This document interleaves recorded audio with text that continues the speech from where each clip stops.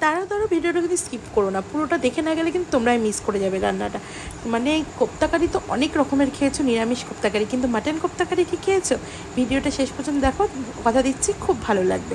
মাটনের কোপ্তাকারি কিন্তু যে কোনো সব রুটি পরোটা বা সব কিছু পোলাওটার সাথে ভালো লাগে। আগের দিন যে আফগানি পোলাওটার রেসিপিটা শেয়ার করলাম, তার সাথে খাওয়ার জন্যই মাটন কোপ্তাকারিটা করেছিলাম।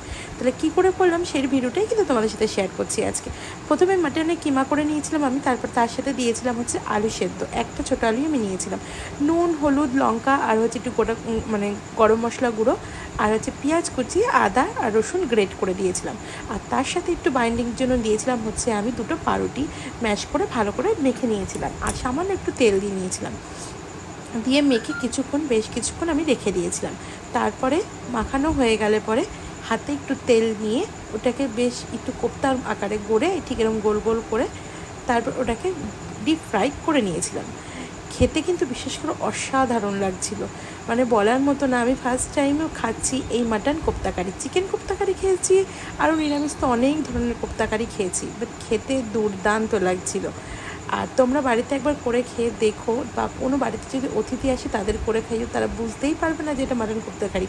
অল্প মাটনেও কিন্তু এটা কিন্তু খুব সুস্বাদু, মানে অনেকটা পরিমাণে হয়ে যায়, আর খেতে তো সুস্বাদু আছেই।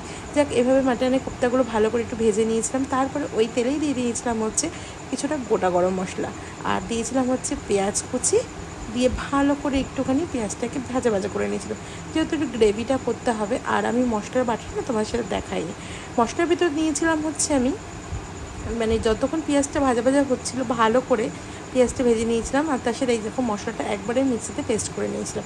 এখানে ছিল হচ্ছে কাজু বাদাম বাটা, টমেটো বাটা, টক দই, জিরে বাটা, ধনে গুঁড়ো, আর হচ্ছে তোমার মগজ বাটা, আর ছিল হচ্ছে সামান্য একটু পোস্ত দিয়েছিলাম। এটা দিয়ে ভালো করে মিক্সিতে করে নিয়ে তার সাথে নিয়েছিলাম নুন, হলুদ লঙ্কার গুঁড়ো তো আছেই, সেগুলো দিতেই হবে মাস্ট, স্বাদের জন্য তো দিতে হবে। তার সাথে আমি একটু দিয়ে নিয়েছিলাম হচ্ছে কাশ্মীরি রেড চিলি পাউডার, যাতে একটু কালারটা ভালো আসে। মানে এটাকে ভালো করে কষিয়ে নিয়ে যতক্ষণ পেঁয়াজটা মজে যাচ্ছে, দিয়ে তারপরে আমি জল দিয়ে দিয়েছিলাম। বিশ্বাস করবে না, খেতে যে দুর্দান্ত লেগেছিলো। আর তার সাথে না আর একটু দুদিনের মানে একটুখানি ছিল, এটাকে আমি দুদিন পরেও খেয়েছিলাম, সেটা মনে হচ্ছে আরও টেস্টি লাগছিলো খেতে, অসাধারণ লাগছিলো। মানে যখন মাটন কিমাটা মুখের মধ্যে পড়েছে না, মাটনগুলো জাস্ট একটু মুখে মিলিয়ে যাচ্ছে, আর তার সাথে যে হালকা হালকা চর্বি ভাবটা ছিল, এটা আরও অসাধারণ লাগছিলো। আমি কষানোর সময় না একটু ঘিও দিয়ে দিয়েছিলাম। তোমরা চাইলে এখানে একটু কাসুরি মেথি ইউজ করতে পারো, বা তোমার ধনে পাতা ইউজ করতে পারি, কিন্তু আমি এখানে কিছুই করিনি, জাস্ট এইভাবেই করেছিলাম। দেখো কী সুন্দর তেলটা ছেড়েছে, গ্রেভিটা দেখেছো কী সুন্দর কালার এসেছে। ঠিক এইভাবে কালারটা আসলে পরে ভালো করে যখন কষানোটা হয়ে যাবে, তারপরে আমি জল দিয়ে দিয়েছিলাম বেশ কিছুটা, যেহেতু কোপ্তাকারি জলটা অনেকটা টেনে নেবে। আর জলটা ফোটানোর পরেই কিন্তু আমি কোপ্তাগুলোকে দিয়ে দিয়েছিলাম। মানে তোমরা একবার বাড়িতে করে আমাকে কিন্তু অবশ্যই জানাবে কমেন্টে কেমন লাগলো তোমাদের খেতে, আর রেসিপিটাও কেমন আছে সেটাও কিন্তু জানাবে। আমি যে তোমার সাথে যে ভিডিওগুলো শেয়ার করি সেগুলো কেমন লাগে তোমরা কিন্তু কমেন্টে একটু জানাতে ভুলবে না।